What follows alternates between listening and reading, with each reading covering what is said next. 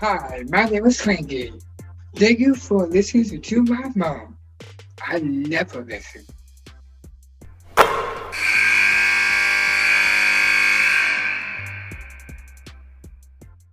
There are a lot of great freshmen around the country. You could name drop 5 or 6 and rattle them off like that. However, what we have today on Nothing But Net are 2 freshmen that are in the Power 5 that are leading their team in scoring and rebounding that are absolutely killing it. Audi Crooks and Addy Brown. Ladies from Iowa State, thank you for joining us. Thanks for having us. Yeah, thank you.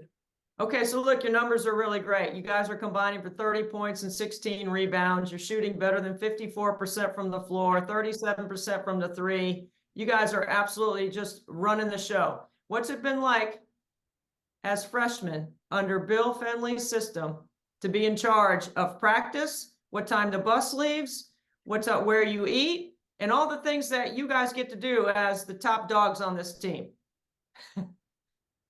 Coming into this, we really didn't know what to expect. So being able to produce for this team is really our main focus. You know, we're not necessarily looking at, being the top in these categories. We just do what we can night in and night out to ensure that we put ourselves in the best position. Yeah, unfortunately, we don't get to pick where we get to eat at, on road trips, but maybe we'll get there one day. Like Audie said, like we just came in, put our heads down, went to work, and I think Coach Train made it very clear that, he was going to need us, he was going to need our presence, and that's what we brought so far. I mean, he's one of the brilliant coaches in our game. He has a high IQ. I think you should ask him if you guys can decide. Just tell him I suggested that you decide where you go to eat, where you stay, what time the bus leaves, all that stuff. We don't want to go to shoot around today. We'd just rather watch film. Give him some of that business and see what he says, because he'll probably look at you guys like you got 3 heads. It's obviously a well-oiled machine there and has had a very successful run. Let me get your take, first of all, on Ames and playing in front of that crowd every night. There's a lot of conversation around the game right now about how the game is growing in certain spots. But in Ames, Iowa, and Hilton Magic, it has always been special. What do you guys feel when you're in there? Yeah, I feel like just the energy is contagious. I mean, when we get to come play at home, we're all super excited. We're finally back there the other night. And I think it just, they help us really just keep pushing throughout games. And that was one of the reasons I picked Iowa State, was because of the crowd and the support. When we travel and go on the road, it's like, sometimes we're in these empty gyms and it's like, how do you get excited to play here every night? You know what I mean? And so that was a big, part of why I picked Iowa State, was because of Hilton Magic, and you can definitely feel it every night. Right. Going off of that, like you said, women's basketball definitely has grown, and I love seeing that nationwide. However, Cyclone women's basketball has been solid probably for the last 10, 15 plus years. So we're just fortunate that we can go out and play in front of a crowd like that. Loyal fans. I mean, they travel well too. Sometimes we might have more fans in the building than the other team, and we're at an away game that's, 2-3 hours away, but that's just kind of how Cyclone Nation rolls. So I'm just very grateful to be here and play in front of those fans. Yeah, I go back to Iowa State with Angie Welly and Stacy Freeze, and I could rattle off a bunch of great players that Bill has had over his time there. And yes, it's been a very successful climb, even to the Elite Eight. There's that Final Four is just the one thing that he's really missing on his resume. Otherwise, he's done it all. And you guys come from small town USA, right? Derby, Kansas, I've heard of. There's been some good players that have come from there. Audie, I can't even pronounce the town you're from, and I don't even know where that is in Iowa. So why don't you go first and tell us what small town basketball life is like in Algona, Iowa? That's is that right? Sure. Okay. Algona, Iowa, it's about 2 hours north of here. I went to a 1A Catholic school, graduated with like 35 people in my class. Small town hoops is much different than the Division I level, but regardless, I had a lot of fun in high school. And Algona is a somewhat of a decent sized town. We have 2 schools there. There's a public school that's 3A. So they probably have like over 500 people a class. And then I went to the smaller school. So I know They travel really well. Algona fans support me. They love coming up here, watching games, and I'm just very grateful for my small town upbringing because it's taught me a lot of really good life lessons, and it's kind of built me into the person that I am today. How about you, Miss Brown? What you got from Derby, Kansas? You got some players that have come out of there, right? Yeah, I guess you could mention my sister maybe. I don't know. Yeah, she's pretty good. But yeah, you know, kind of grew up in a basketball family. You know, basketball was super important, and I think Derby's a really good town for that. You know, the community is really strong, and you know, every single night, you know, we would play. We had a fan base there, and they travel as well to come see me play. I think I had around like 80 people come for the Oklahoma State game. So I mean, again, just kind of shows the community there. And I don't want to say small town because I got small town next to me, but we're kind of a small town. And but yeah, I mean, just a great basketball sport town, and would trade for the world. I want to ask you both to answer this. So I want to know, living and growing up in a small town, how your small town values have helped you maintain a middle of the road, moderate humility about playing on the big stage with what you've been able to do this year with your team. Sure. I think coming from a small town really impacts your character. It impacts how you treat people. And I think something that was instilled in me is to carry that no matter where I go. You know, whether I'm living in a big city or a small town, you still treat people with the same kindness and the same respect. Remain humble, never too high, never too low. And so I've just tried to continue to carry that out here in Ames. Yeah, and just to add on to that, I feel like just you got to work harder. You know, I mean, you're in a small town, not a lot of people know about you. It's low coverage, whatever your case may be. You just got to put your head down, go to work, and you know, eventually know that work's going to pay off. And I think that's what we've carried here, and that's why, you know, our games are translating like they are, and we're going to continue to do so. I know you both have a blue collar mentality about what you do, and it shows on the floor based on the way you play. And Coach Fenley has a blue collar mentality as well. I remember him telling me, I think his very first job was filling potholes on the interstate. Like he worked construction, I think, because, you know, his family owned some properties in his town, but I think filling potholes was one of his first jobs. What was one of your first jobs?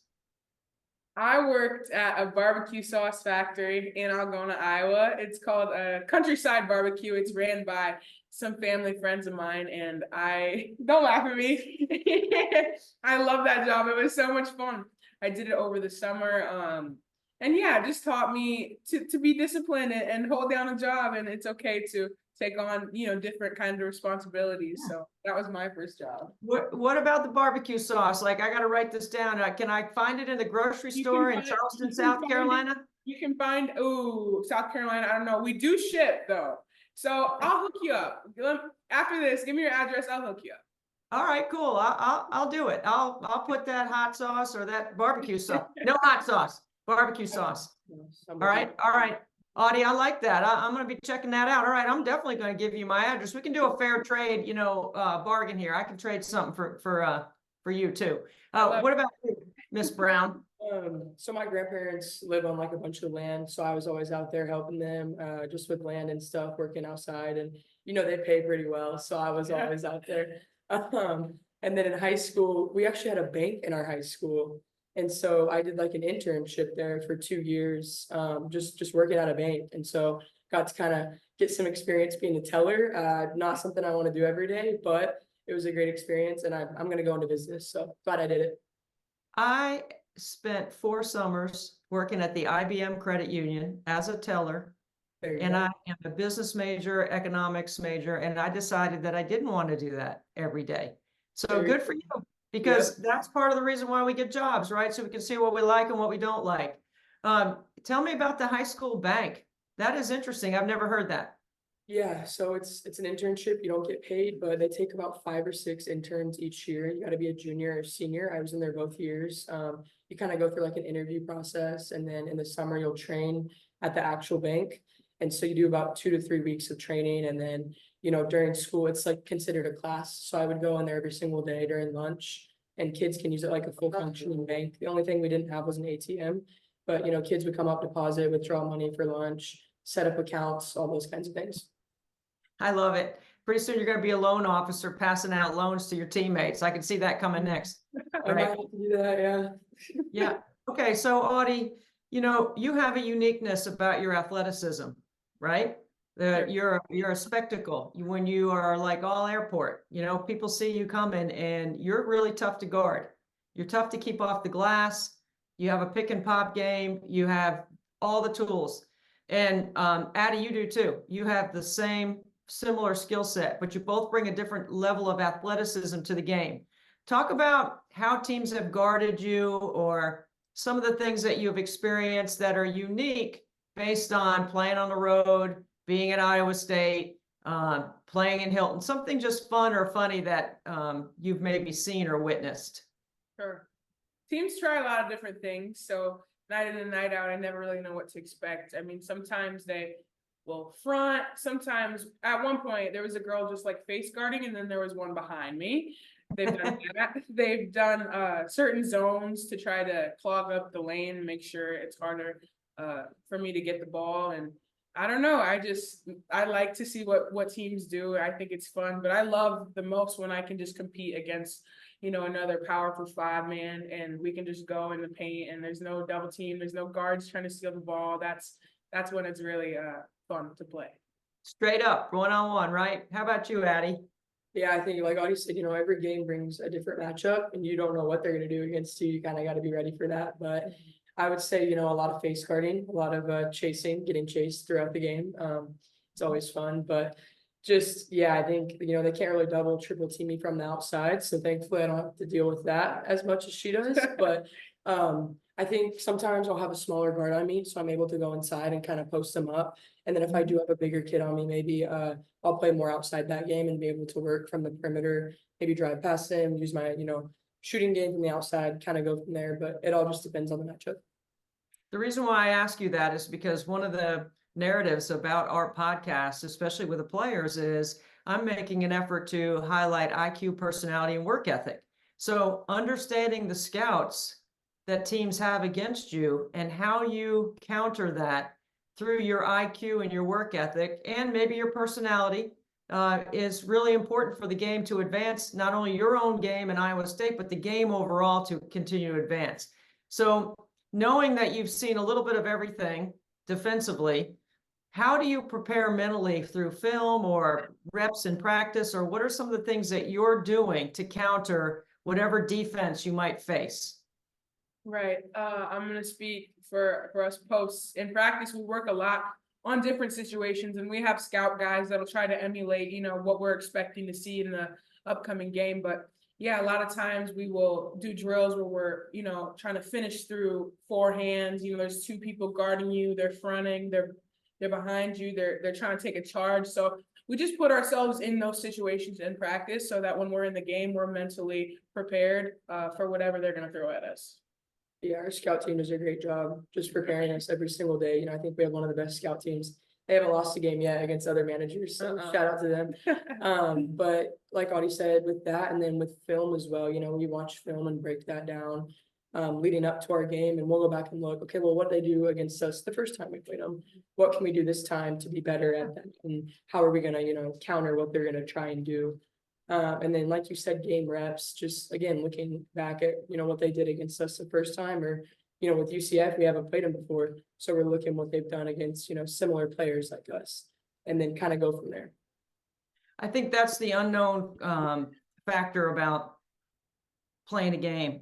People think it's the practice and the 40 minutes. It's all the other things that you guys are doing to put yourself in the best position to succeed, right? And all the things that Coach Fenley and his staff are doing to put you in the best position to succeed. You mentioned scout team and the guys. So on the men's side, obviously they don't have scout teams. They just play. They don't need guys, extra guys to help. And they play manager games every night on the road. So I work predominantly in the ACC on the men's side. And every time there's an ACC men's game, there's always a manager's game the night before.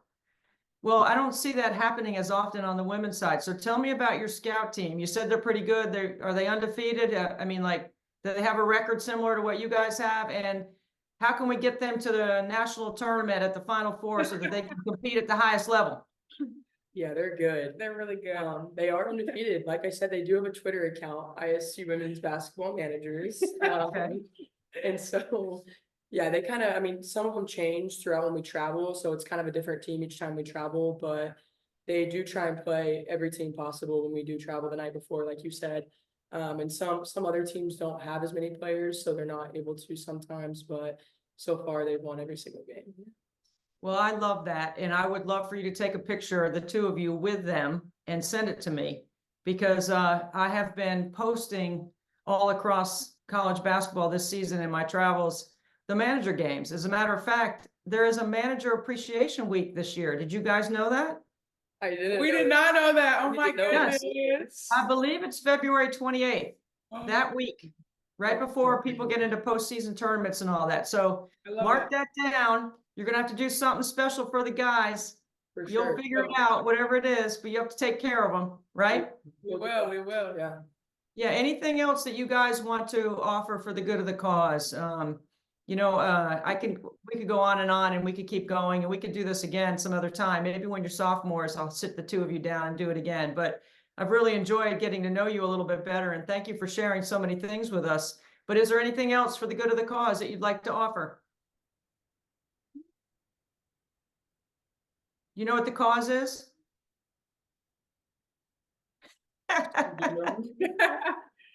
Grow the game, help the game. Some little girl might be watching or listening. What would you say for the cause?